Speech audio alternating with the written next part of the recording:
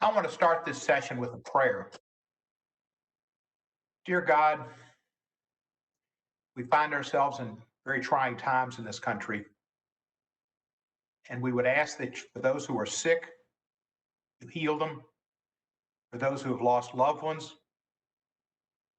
you give them hope and faith and solace. For those who have lost their jobs or their well-being, and don't have nutrition or opportunities to take care of their families, give them faith that we'll get through this. Times will be better. And to the police, give them the fortitude to carry on, put peace in all of their hearts, and put understanding and acceptance and peace in the hearts of the protesters as well. And to the people who've rioted, give them understanding that there are better ways to go about their lives. Amen. All right. I'd like to start this hearing. The Committee on the Judiciary, Subcommittee on Constitution, Civil Rights, and Civil Liberties will come to order. Without objection, the chair is authorized to declare a recess of this subcommittee at any time. I welcome everyone to today's hearing on protecting the rights of voters during the COVID-19 pandemic. I thank all of our witnesses for joining us today, and I thank my colleagues for adapting to this new format and continuing to serve the American people during these challenging times. This is the first hearing of the Judiciary Committee conducted under the new House remote proceeding rules. So we might have a few spots, but we'll get through them. I would like to remind members that we have established an email address and distribution list dedicated to circulating exhibits, motions, or other written materials that members might want to offer as part of our hearing today. If you would like to submit materials, please send them to Judiciary Docs, Judiciary, capitalized J, Docs, capitalized D, OCS, Judiciary Docs at mail.house.gov. And we will distribute them to members and staff as quickly as we can. It is also my understanding that the gentleman from Georgia, Mr. Collins, our former full committee ranking member, will be joining our subcommittee for the remainder of this Congress. Since the full committee has not yet been able to meet to formally ratify the subcommittee assignments that he will be assuming without objection, Mr. Collins will be designated as a voting member of this subcommittee for the purpose of today's hearing. Welcome back, Mr. Collins. I will now recognize myself for an opening statement. We are in the midst of one of those moments in our nation's history where, in confronting a confluence of crises, the way we respond to them will shape fundamentally who we are as a people. To begin with, we meet virtually today because we're in the middle of a global pandemic that has taken the lives of over 100,000 of our fellow citizens, a pandemic that has exacerbated pre-existing inequalities, disproportionately impacting African Americans, among other historically disadvantaged people. This disproportionate impact, in turn, reflects America's original sin. A sin that is recognized, yes, it's recognized in our revered founding document, the United States Constitution, that sin of slavery.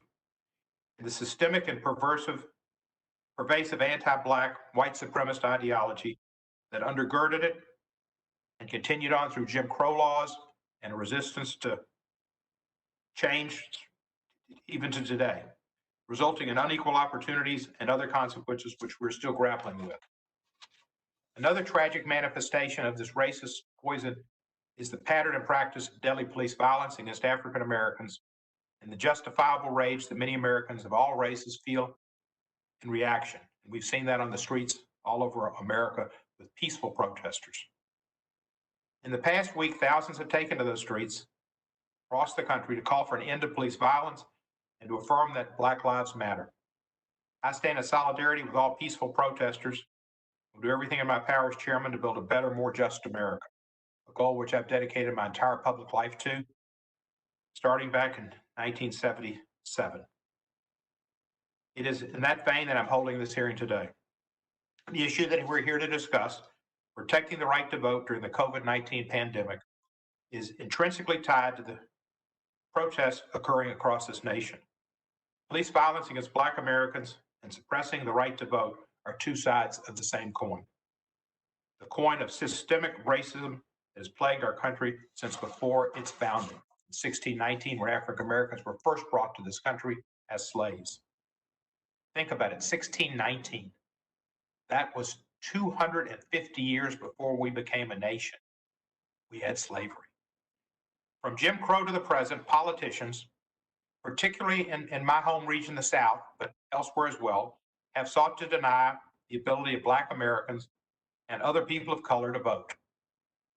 People with disabilities, language minority voters, and Native Americans, among others, have also had the right to vote undermined throughout our country's history, denying them a say in how our nation is governed.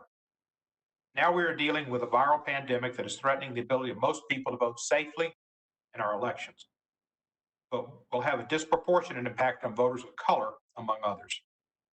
And states are being faced with a choice. Will they adapt to this new reality and ensure that everyone can vote safely in November, or will they fail to act in the face of this historic challenge? We know what needs to be done. We must ensure that all Americans eligible to vote can cast their ballots by mail if they choose, and they shouldn't have to go through endless bureaucratic hurdles to do it. President Trump has said there's inherent fraud. That's been dismissed by about every academician who studied this and past elections in Utah, Oregon, Washington, and even yesterday in Pennsylvania. But he also said when he made that tweet recently that he thought it'd be the end of the Republican Party, which shows he's not thinking about fraud, but he's thinking about politics. The fact is, many Republicans support mail-in voting and have benefited from it and been elected. Florida is one case in particular.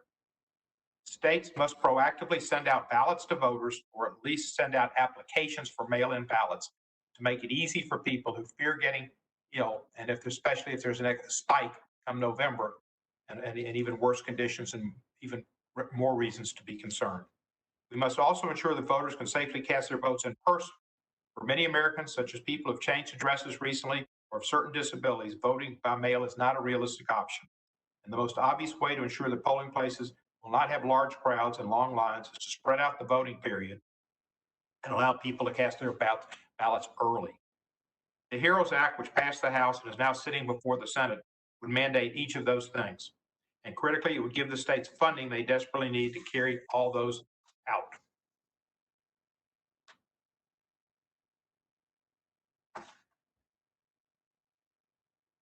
If we can afford to give the Treasury Department $500 billion to bail out corporations, we can certainly afford the $3.6 billion it will cost to safeguard our democracy, the very basis of our cherished nation's unique system of government with its source of power, the people. No American should have to choose between their health, possibly their life, and their sacred right to vote. Democracy, including the right to vote that underpins it, is the way our founders intended for us to respond to whatever challenges we should face. It has been and must continue to be a defining characteristic of who we are as a nation. I look forward to hearing from each of our witnesses gathered here. Thank them for agreeing to appear and testify on this critical and timely subject. And at this point, it's my pleasure to recognize the ranking member of the subcommittee, the gentleman from Louisiana, Mr. Johnson, for his opening statement.